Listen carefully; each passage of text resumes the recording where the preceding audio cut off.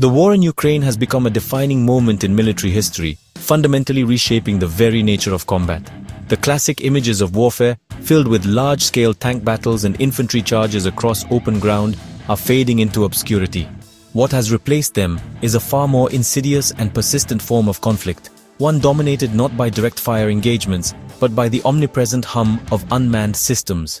This is no longer a battlefield where soldiers fight soldiers in clear-cut clashes. Instead, it has transformed into a lethal, high-tech environment where survival itself is a constant struggle against unseen threats from above. This shift marks the end of an era and the beginning of a new one, where technology, not just manpower, dictates the terms of engagement on the front lines. This evolution was not a choice but a brutal necessity, born from the staggering human cost of traditional meat-grinder assaults.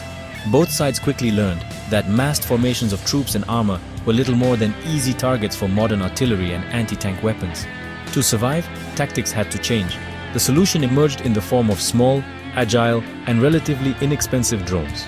These unmanned aerial vehicles, or UAVs, offered a way to see the battlefield, strike with precision, and engage the enemy without risking soldiers in direct combat.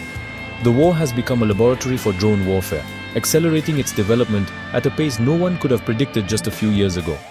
For Ukrainian forces, this pivot to drone warfare became a cornerstone of their defensive strategy, especially when faced with shortages of conventional artillery ammunition. The primary goal is to save the lives of their infantry.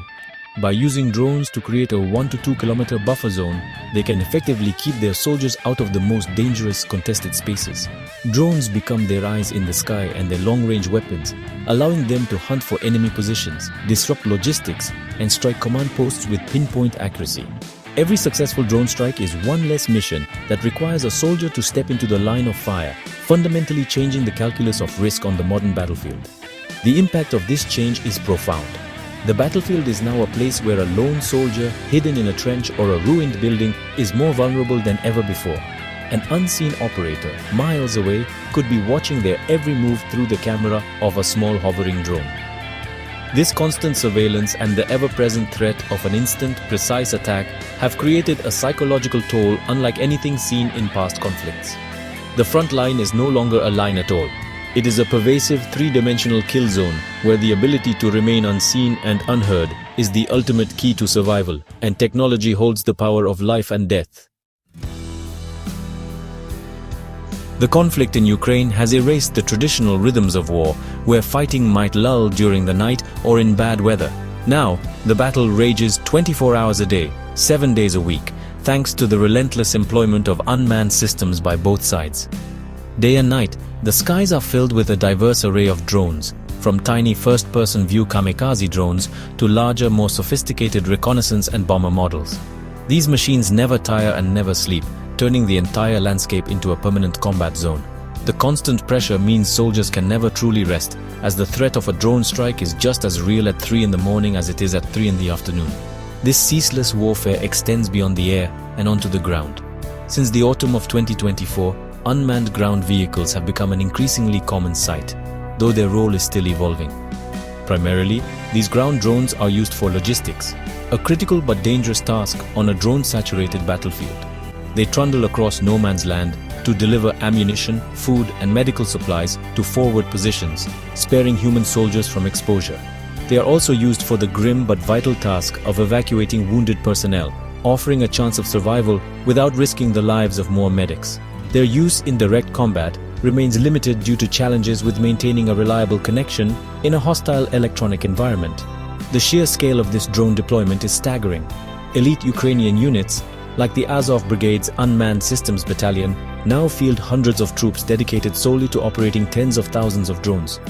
For some brigades, drones are now responsible for engaging up to 80% of all targets. This is partly driven by the high cost and scarcity of artillery shells, which can cost thousands of dollars each. In contrast, a simple FPV drone can be assembled for a few $100s, making it a highly cost-effective weapon. This economic reality has fueled an explosion in drone production and innovation, turning small workshops into vital cogs in the war machine. Russia has also embraced this new reality, significantly escalating its use of drones to maintain pressure on Ukraine. In a clear demonstration of this strategy, Russia has launched massive coordinated attacks, sometimes involving hundreds of drones and missiles in a single night. A particularly intense wave of attacks in late May 2025 saw nearly 900 drones and missiles launched over just 3 nights. These barrages are designed to overwhelm Ukraine's air defenses, exhaust its supply of interceptor missiles, and terrorize its civilian population.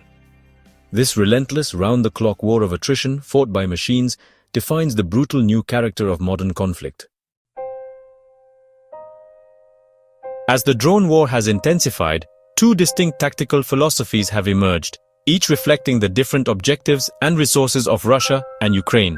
Ukraine, often operating with fewer resources, has prioritized precision and efficiency. Their drone strikes are typically highly targeted, aiming for maximum impact by hitting high-value military and industrial assets. Instead of launching massive swarms, Ukrainian operators often use a hunter-killer approach, assigning 2 or 3 drones to a single important target to ensure its destruction. This focus on quality over quantity allows them to degrade Russia's warfighting capability in a more strategic and calculated manner. These precision strikes have reached deep into Russian territory, showcasing Ukraine's growing technological prowess. Targets have included a drone assembly plant in Yelabuga, Tatarstan, over 1,000 kilometers from the Ukrainian border, and critical industrial sites like the Dmitrievsky chemical plant. To achieve this, Ukraine has developed new, more advanced drones, such as the Delta-Wing Seth drone, which appeared in late 2024. Similar to Russia's Lancet drone, it boasts a range of up to 50 kilometers and carries a potent explosive payload, making it ideal for hunting valuable targets like enemy air defense systems and artillery pieces far behind the front lines. In stark contrast, Russia's strategy often relies on brute force and saturation. It frequently launches large-scale attacks designed to overwhelm and deplete Ukraine's air defenses. A common tactic involves mixing armed attack drones, like the Iranian-designed Shahed, with unarmed Parodia decoy drones. These decoys, making up as much as 40% of an attack wave, are designed to draw the fire of expensive air defense missiles, allowing the armed drones to slip through and strike their targets. This approach treats drones as expendable munitions, used to grind down the enemy's defensive capabilities through sheer volume and relentless pressure. Furthermore, Russia has adapted its tactics to make its drones harder to intercept. Drones are now launched at high altitudes, sometimes over 2 kilometers, where they are more difficult for mobile anti-aircraft teams to spot and engage. They are programmed to change their routes mid-flight, making their final destination unpredictable until the last moment when they descend sharply onto their targets. These attacks are often indiscriminate, hitting civilian infrastructure and residential areas, such as a strike in Zhytomyr that killed 13 civilians.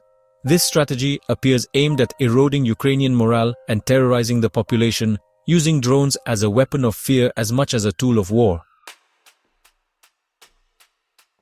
The lessons from Ukraine are clear and irreversible. The future of warfare belongs to unmanned systems. The battlefield has become so saturated with drones that the ability of human soldiers to survive on the front lines, let alone operate effectively, is diminishing rapidly. Direct combat is becoming obsolete because any visible target can be identified and terminated with precision by a remote operator miles away. This new reality is forcing a complete rethinking of military doctrine.